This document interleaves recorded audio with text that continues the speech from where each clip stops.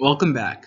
So in this video, we're going to be solving another dynamic programming question called the 0-1 knapsack. So what is the problem statement? We have a set of n items where item I has a weight wi and a value vi, and we have a knapsack with weight with capacity w. Now we're supposed to pick a few elements from the n elements such that their weight is less than or equal to w, but their summed value is maximized. So this is an optimization problem. So let's take an example because this is a lot of variables and arrays here. So let's take a concrete example to understand what this question is really asking for. So let's say W is 8, right? We have a bag which can withstand only 8 kilograms. And we have 3 items. The first item has a weight of 2 and a value of 10. The second one has a weight of 5 and a value of 12.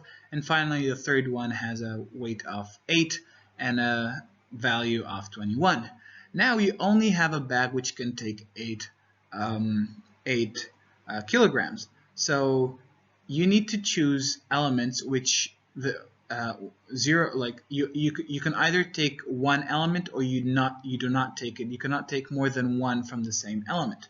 So for example, an optimum solution here is to choose one from object 1 and one of object 2 and 0 of object 3. So your total weight is 2 plus 5, which is 7, which is still less than or equal to 8.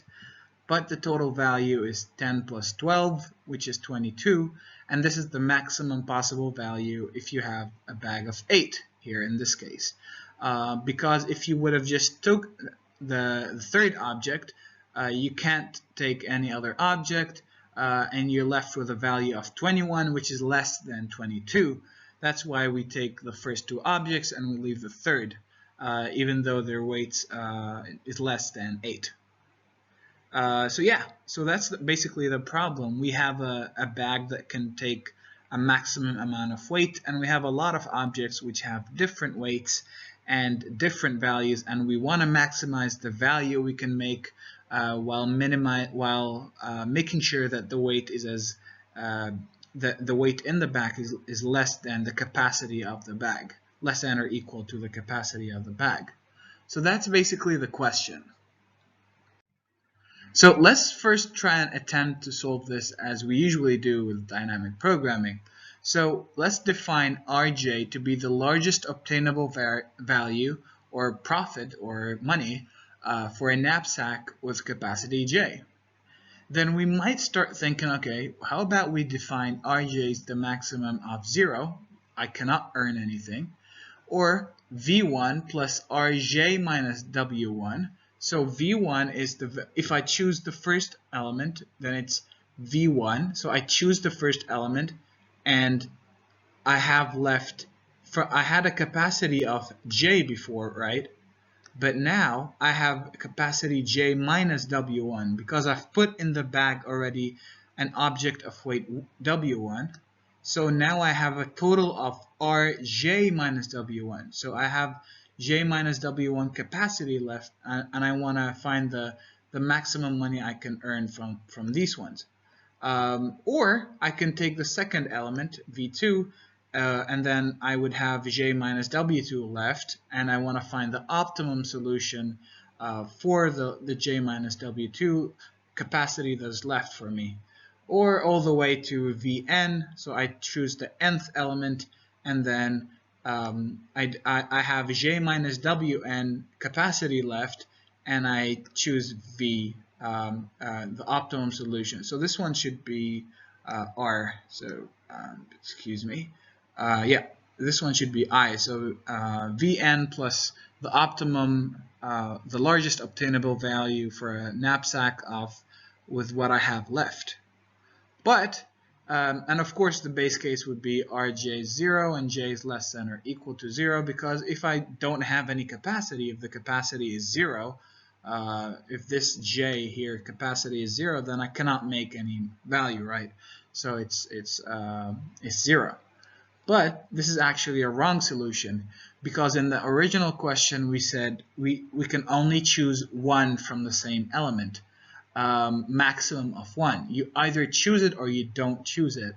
But using this recurrence right here, we might actually choose more than one element more than once, which will give us a wrong answer.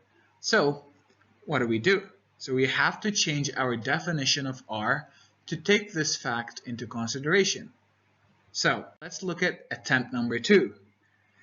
We're going to be introducing a new type of dynamic programming solutions called two-dimensional dynamic programming.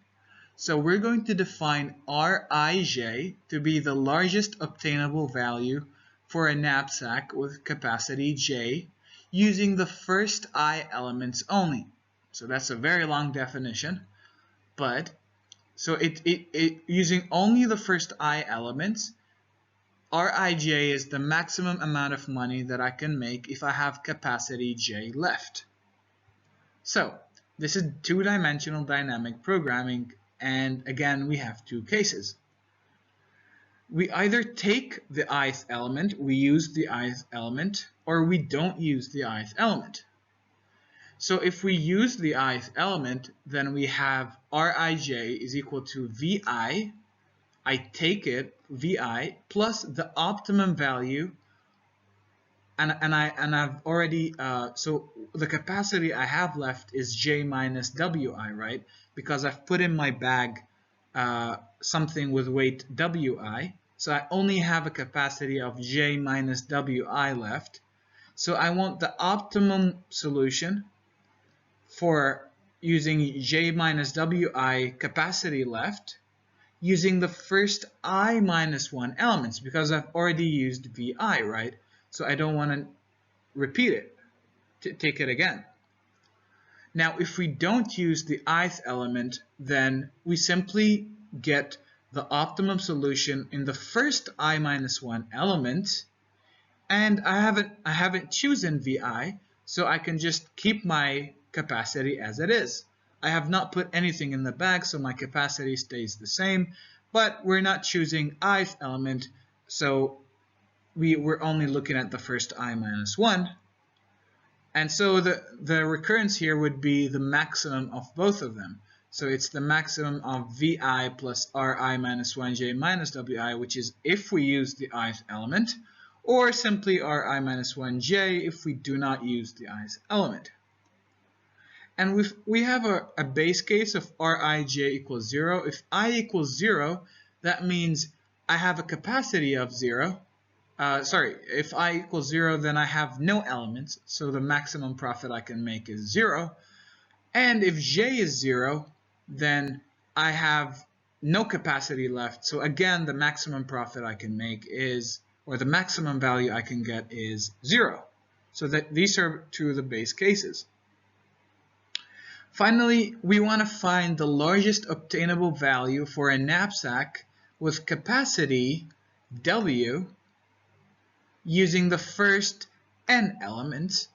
And so our solution would be actually R, so this again R not V, R n, because I here is n, and W. So we're supposed to return R and W after we've computed the whole table. So let's show the dynamic programming solution. So this is the pseudocode for it. We let R0 to n, 0 to W be a new two-dimensional array of all zeros. Then we go for I equal 1 to n, for j equal 1 to w. We check first if j minus wi is bigger than or equal to 0. Note here that we're doing j minus wi, so we need to make sure that the index here is bigger than 0, because otherwise we would have, for example, -2 here, and there's nothing called ri minus 1, -2, right? So we have to make sure that j minus wi is bigger than or equal to 0, and this is bigger than ri minus 1j, so this is the second element in the recurrence, is bigger than ri minus 1j, then rij equal to this element, else it's equal to the other element because it's bigger than. and then finally we return R and W. And that's the whole pseudocode. Now let's look at the actual programming code in C++. So we're including IOStream and vector using namespace standard, and I'm defining a function called knapsack. It takes an n and a w as an argument, and it takes a vector of weights and a vector of values. Then it defines a two-dimensional vector called r of size n plus 1 by w plus 1.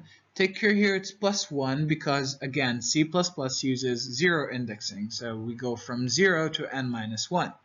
So if we want to output here r and w, we need to make it n plus 1 and w plus 1. And we set it all to values of 0. Now we do the loop for int I equal 1 to n, j equal 1 to w. Again, this is exactly the same code from the pseudocode. Just take care that here we did I minus 1 and wi minus 1 because these start counting from 0 all the way to n minus 1. So but this one goes all the way to n, right? So at the last one we have to make sure it's I minus 1. So yeah, this is exactly the same as the pseudocode, else ri equal ri minus 1j, and we finally return r and w.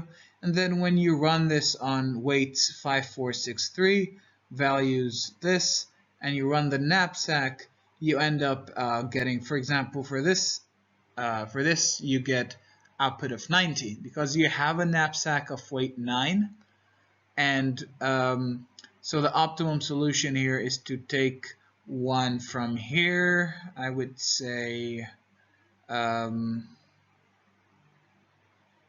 take one from here and one from here, and that gives you 7, weight 7, and a value of 90. So that's the most value you can get with a knapsack of weight 9. So yeah, basically that's the dynamic programming solution and the code. I hope you understood. This is the first type of two-dimensional dynamic programming questions, so it might be a bit more complicated than the one-dimensional we've been dealing with so far. But hopefully this made sense and the recurrence relationship wasn't too hard to understand. And yeah, we will be covering more